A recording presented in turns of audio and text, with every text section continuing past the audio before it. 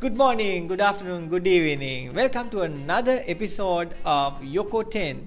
Today you will not see Yasas as the host. I'm going to be your host. Table has changed, Yasas. Definitely, it's a bit difficult and different I know. in this hot seat today. Yeah, I'm going to put you in a difficult situation today, right? Because he did it like a couple of weeks back. I'm sure that they remember it. Right. How are you doing, Yasas? Doing fine. Thank you, Asi. I forgot. Yokoten is about sharing best business practices. Right? Definitely. Happy, right? Definitely, yes. I almost forgot. No problem. Right. So, how are things with you? Going on, can be improved because there's always room for improvement. Kaizen mindset. Kaizen mindset. By the way, this is a pre-recorded session. Usually what we do is we have our own setup, online setup, home setup, terrible internet connection. So that's why we decided to have this connection rather on a studio environment. Let's see if this is a good thing or whether it's helping us. We are definitely going to continue this, right? Definitely. Kaizen mindset. Kaizen mindset.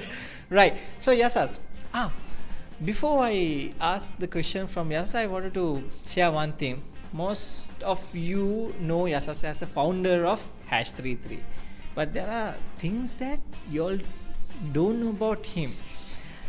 He is a magician. A mentalist, rather. Okay. You can't do this, Yasas. Right? I am the host today. Let me do this. Right? We are going back to my story. Right? He is a magician, but he doesn't like the word magician. Okay. He wanted us to call him a mentalist. I have no clue about a magician or mentalist, right? Explain who or maybe what is a magician or mentalist, Yasas? Okay. Good question, and I didn't expect that to come. Even last night, I met someone. I said, "Mentalist. Does that mean you're mental?" It was a question that was asked, so I think it's important to basically explain what it is. Magic is, of course, the art of misdirection. Someone performing a seemingly impossible thing to be impossible. Some people like to call it fooling. I don't like to call it fooling. I would like to call it an entertainment art that shows something that is impossible. So it's like a miraculous thing, but it's theater.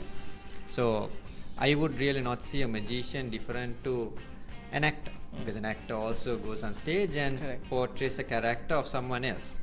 And some of the early magicians like Robert Houdin has defined a magician is an actor who performs on stage and builds a character of a magician who performs miracles. So that's what magic is. Okay. If you look at mentalist, or a mind reader, is a person who sometimes uses magic, but mostly uses practices like NLP, which you are practicing, hypnotism, uses a bit of influence, body language reading, and a combination of skills. But of course, a magician's skill of handling an audience, performing publicly, all those things would definitely help you. Right. But there's a little more other science-based things also that goes in mentalism. Right. So that's why I like to call myself as a mentalist. Okay, wonderful answer. So for an example, in my understanding, basically you need to be a first magician and then inherit the skills from the magician side of it and then practice it as in the mentalism methodology or field, and it's a deeper concept of magic. I would say yes and no. Reason being, most of the most successful mentalists have been magicians in some part of their life. Right.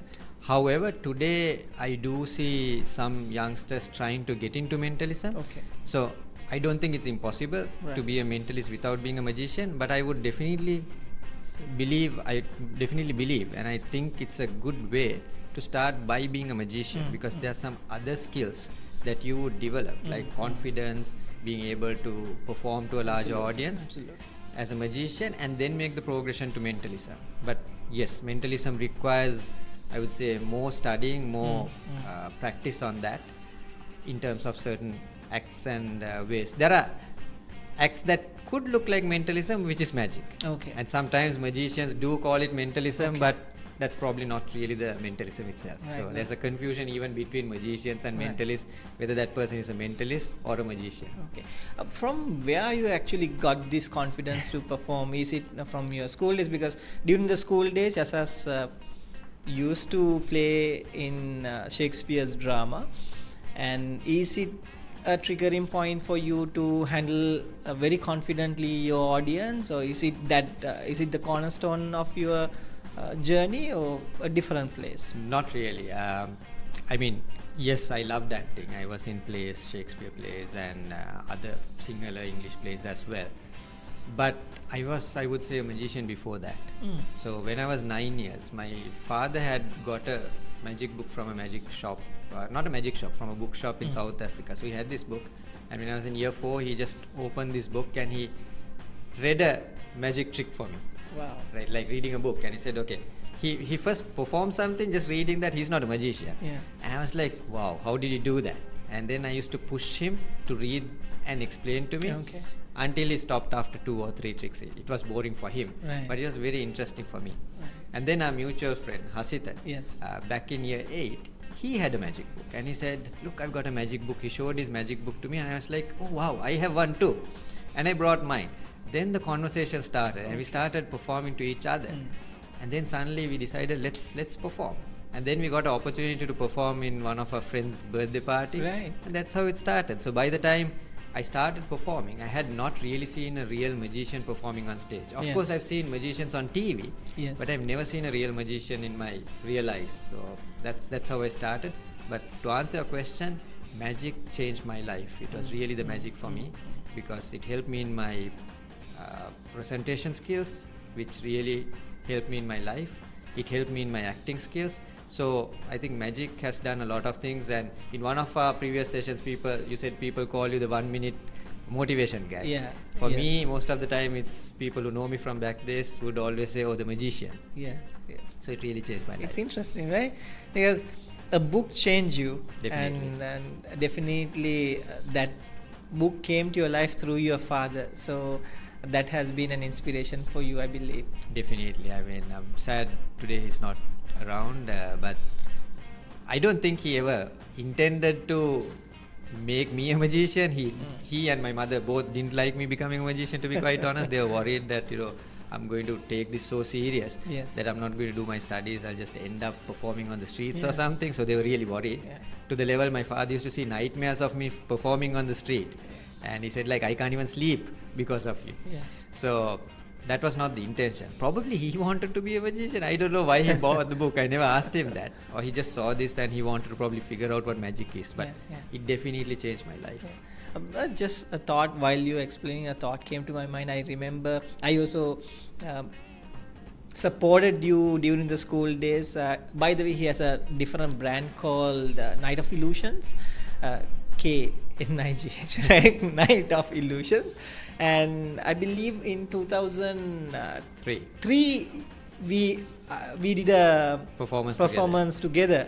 Definitely. And would you like to share that experience with the audience? So, since I think this is a business related program, I would talk about why Night of Illusion. So, if you look at magicians, even from the historical time, they had a stage name. And stage name is something different to their real name. So, if you look at even David Copperfield, his real name is not David Copperfield, it's David Really? Kotkin. Yes. Okay, I didn't know that. So, Okay. most of the magicians out there would have a stage name Right. that to differentiate them from their real life. Okay. That's the part probably where they adopt their character. And some of the most successful magicians live that character their entire life. I know magicians, if you see them anytime, they're wearing their costume. Yes. So their real life, they're in their costume basically. Yes. So for me and Hasita, we were thinking of stage names. I remember our first performance we did for a friend, we adopted 2 Indian names. And then later on I was thinking I need to have something as a stage name. So Right. back in 2001, Night of Illusions was me. That was my stage name. So that's why it was okay. Night. And it also brings that illusion, because when you say night, people don't think of KNIGH first, they Yes, think night, yes. day and night, Yes. right? But in 2003, I started formally learning marketing. I was following CIM, and I got to learn about branding. And I learned what a brand means. I'm like, okay, this is an interesting concept. Why can't Night of Illusions be a brand? And then I was learning the elements. Okay, if you are having a brand, you have to have a clear identity. Yes. So actually one of my lecturers helped me to get a graphics designer or a logo designer to do a proper logo for me. I said, I want to do a logo, can you recommend someone? And she did a professional logo for me back then, Night of Illusions. Yeah. Then I thought, okay, how am I going to talk about this? Let me get a website done. So I bought nightofillusions.com back in 2003. 2003. I had to figure out how to buy a domain, where to buy. I remember I used a local hosting company called Sri Lanka back then. They gave me some crazy small amount of space for web hosting, maybe 50 MB or something, I can remember, which I paid a crazy amount back then. Yes. And I got Tutsiru, a common friend again, to develop a website for me. So I launched the website. And then I thought, I need to do something big. Let me bring my marketing knowledge, advertise, and create a show in Candy. And I managed to get even sponsors like Ceylon Bank and so on and so forth. Synergy School of Marketing, where I was learning marketing, and a couple of others, to create a souvenir, create a different brand. We included videos into the performance. And at that moment, since we couldn't deliver a full magic show and we wanted to change between acts, I wanted a variety entertainment act as well. Yes, that's where Cloud9 came in, and where you were singing and playing the guitar and all that. So that was the interlude section. I see. Since then, one thing probably the audience don't know is Asi has been there with me in several magical journeys. Night of Illusions 2015, 16. I missed 2018 and 19 because yes. I went to Singapore for Tony Robbins' program. That's right. And then you were there at most of my magical performances, the Halloween special, Power of Mind, and I'm sure I would have forgotten many, but there were interesting areas we worked together. While you're sharing this experience, Yasas, I remember because you invited me to do this transformation, right? I see. By the way, it's on YouTube. Probably we'll include that link here. And we have a beautiful story, right? It was not a successful story. Yes. Just share that story with us. Okay, I completely forgot about that. I remember we were doing it, but I forgot why we did it. So this was 2013 probably? 12 or 13? Yeah, probably. 2012 or 13. So this is again innovation that I did back in 2003. I created this old act that Harry Houdini used to do called the Metamorphosis into what I call the Crystal Transformation. And in my version, it's done in a see-through box, as you know, a smaller box. So most of the time, the audience can see what's happening inside. And what happens in this act is one person is handcuffed, put into a bag, tied, put into this crystal box where you can see through. Then and the other person padlocked from outside, so you can't really come out. And then the other person gets on top of the box, you cover yourself, and then you interchange. And then within 3 seconds. A count of 3. 1, 2, 3. And this was like a real crazy act for me back in 2003. I used to perform it with my brother. And then I had this performance that I was supposed to do down Battaramulla. So I had to get this box back. It was made, the frame was made from metal. I had to repaint it. The perspex glasses, acrylic sheets were old. We had to refix it, and then I needed someone to perform the act because my brother was no more interested to perform with me. And then who else? My truly friend, Asi, I know, has no stage fear, would volunteer to anything, even if it's something probably death with me. I know you'll be there, so I asked you. And I know you never knew anything about magic, and you jumped onto this opportunity, and we started practicing. I don't know how long we practiced. We practiced probably for... We had a small house to practice, right? Yes, every single day after work, we go there around 6 o'clock. Correct. Evening until 9 o'clock, 10 o'clock, we practice. Yeah, and people are wondering probably what are these two guys doing, right? In a isolated house. So every day we were practicing and practicing because there's so much to do in it, right? Physical fitness was very important for that, and then synchronization, and more than that, the timing. We had to bring it down to the 1, 2, 3 count, 3 seconds count. So coming back to the story, we take this box after practicing. We got our costumes, we bought some new shirts and all this, and blue and the yellow stripes. Yes, all was the same shirt but two different colors, right? And we are on our way, and then we are trying to call the organizer. He was not answering. And then suddenly we get a message saying the event is cancelled. And we have this box. We got a camera guy because we want to record the whole thing. And I didn't know what to do. And I was really disappointed. We put a lot of time. The box was brought from Kandy to Colombo. Invested a lot. And then we decided, it's okay, you said you have a place that we can go and record, let's do a video recording. And that was video filmed, and we performed it. And the real opportunity we got to perform that was in 2015. Yes. 2-3 years after that. So, but still we managed to do the shift within 3 seconds. We practice, of course. We had to re-practice. Obviously practice. Yes, practice makes perfect. But failure is something that always came through. Absolutely. Talking about failure, Yasas, I'm sure that you have experienced a lot of experience in this journey, right? There's not only victory that you experienced or rather faced. Share some challenging times that you faced during this journey. Like you said earlier, your parents were not supportive, you being a mentalist and also a magician back then. And how did that change you? How did that impact you? Your parents, probably your spouse, your family, how did that impact you?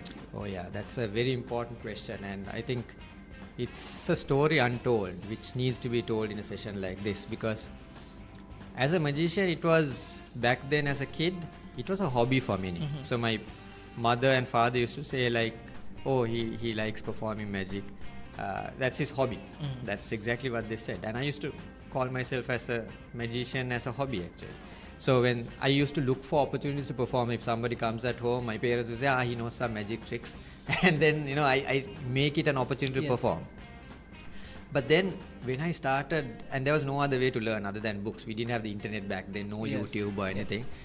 So I used to record, if anybody has a cassette of a magician or a famous magician, I would beg them to give me the cassette so I could record it and keep. So one of the first inspirations was Paul Daniels, who I managed to meet in 2015. I never thought I'd meet him, who's no more living.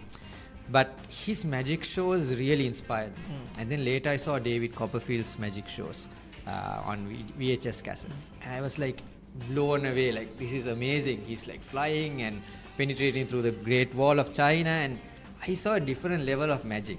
And I was always dreaming big. I wanted to do these crazy big things that David Copperfield and Paul Daniels was doing. I in fact tried to even make my costumes and the props the same way, which were big failures. That's a different story. But I always believed this as an art of entertainment can be taken to a next level. But everyone around me was, they like magic and they would like to talk about magic, but I don't think anyone else believed magic can be a revenue generating stream, a business, or something reputable. And I think my parents were not wrong or bad. Obviously they want to support me in anything that's good, but they didn't see a future in magic, and that's the reason why they didn't want to support me. So everyone was, while they appreciated it, they didn't believe in it. That was a challenge for me. I wanted to prove them wrong. I think I'm a person, if somebody says it cannot be done, I'll try my best to do it. And sometimes, of course, I understand it cannot be done by trying it, but I won't let it go. Absolutely. So for me, one of the biggest problems was even to buy magic books, where do I find the money? So I used to save all the money that was given for me to get the snacks from the tuck shop or to catch the bus. Whatever the money I would get, I would save. I'll walk home probably and I'll save the money. I'll not eat and I'll save the money. To the level my parents started cutting down money because they felt like every time I'm given money, I'm like not using it. Yes. So I used to even do odd jobs to my grandma. I would say like, don't pay the mason, I'll paint your house, your room and pay me back. So anything that could be done to earn money, I started doing it. I think that was the first entrepreneurship journey for me, because I learned finance at a very early age. I started saving, and then I wanted to have this money in a safe place. And back then, as an underage, even as a minor, even today, you can't transact with a bank. If you put the money in the bank, you have to wait till 18. To get I remember NSB launched a a savings account called Ituru Mituru at 16. By the way, not a paid advertisement for NSP. Yes. We are be very specific. Definitely. This is not sponsored, Yeah. right? Of course, if anyone wants to sponsor, please Yes. reach yes. out. Opportunity. Take this opportunity. Okay, So carry Ituru on. Mituru, at age of 16, you get a ATM. Yeah. And at that age to get a ATM, that was like showing off, right? I Yes. remember they had a brand of gin and all that. So I opened the Ituru Mituru account, so I could now deposit money. Mm. And then I learned how can I improve money, like interest is one way, and then of course business. So I started charging. I remember my mother saying like, why are you charging for magic? She felt very embarrassed that I'm going to charge for my performances. Yes, yes. And I was doing these odd things to earn money. So he was like, don't insult us. But I started managing money. I started back then sending letters to hotels in Kandy saying I'm a magician, and I Wow. made a letterhead with my brand and all back in 2002 yes. 3 time. So it slowly started becoming a business. But then I realized I need to grow it. Yes. Still, there's no reputation. The moment you say magician, people think about a magician who performs at a Christmas party, a birthday party, a guy who takes a bunny out of hat kind of thing. Yes. There's nothing wrong with it, but it wasn't acceptable socially. So I wanted to bring something like the Vegas style. What if I can be a David Copperfield? Again, I never knew I would meet him in my life, but I was able to meet him Yes. personally. So all this was pushing me towards trying to do the impossible. And that's when I realized for me to do something international, I need to see what international means. And in 2015, I went to Italy to witness the World Championship of Magic, which is like the Olympics of Magic. And that is where I first time met international magicians, Wow. world champion magicians like Sean Farquhar, who came back in 2016, and the clairvoyants and so on and so forth. So that is actually how magic became a business. Wow. As much as I love listening to that story, Yasas, unfortunately, something that we both of us don't have control is the time. Probably we can continue this talk in another part time. two. Part 2, probably, yes. And something that captivated me in this conversation is he experienced that international arenas for him to create his own reality, and that's so powerful. Yes, I believe that's a beautiful message for the audience. If you really wanted to create something, experience that and then you create it. And would you like to share one more probably, I don't know, advice or opinion, whatever the terminology we can use it, to the audience who is willing to do the impossible? I would say, and today I would take a person like Elon Musk, Yeah. who would probably had the same experience when he was a kid. He said, I want to go to Mars. And I'm sure people around him would have laughed at him, saying like, are you silly? How are you going to go to Mars? Just do what you're doing. Magic for me was something like that. So for adults, the advice I would like to give is don't laugh on dreams of kids, Yes. because you never know what will inspire them. Beautiful. I remember a story of even Neil Armstrong saying like, I don't know if it's real or not, but he calls up a neighbor's name because he hears the neighbor shouting and having a fight with the wife saying, yeah, that thing will happen. I'm not going to talk about it openly because there's a bit Yeah. of thing that I can't talk. Yeah. But he had heard the neighbor saying, yes, that thing will happen when the next door kid goes to the moon. So when he got to moon, he said, Mr. So-and-so, I'm here. Right? Wow. So same way, I'm sure Elon Musk one day is going to Yes, talk about yes. his journey in Mars. True. So for a kid, don't break their dreams. See whether you can support them, inspire them, because words are so powerful. Absolutely. You never know how you can put down a dream or how you can inspire someone to achieve something. That's number one. Number two, if you have a dream, don't give up on it. Try. It's okay to fail. And I think another day's conversation is the number of times I failed Yes. as an individual, as a team in the world of magic. But every time I failed, I didn't look at it as a failure. I looked at a way probably Thomas Alva Edison looked at. It's another way it cannot be done. So how do I make it possible?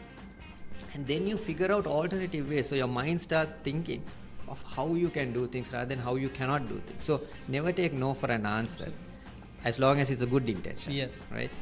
And work with passion. Work towards your dream.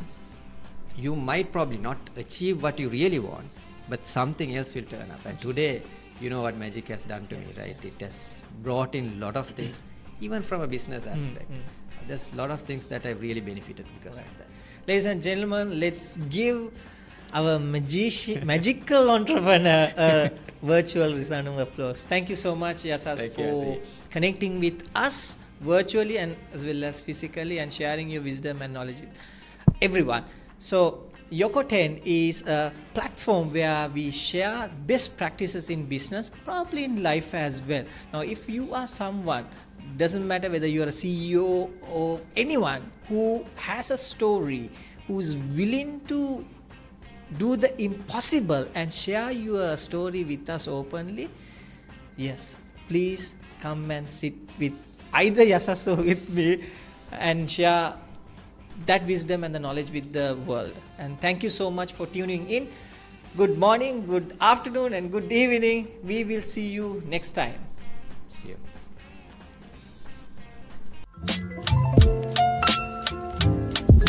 you.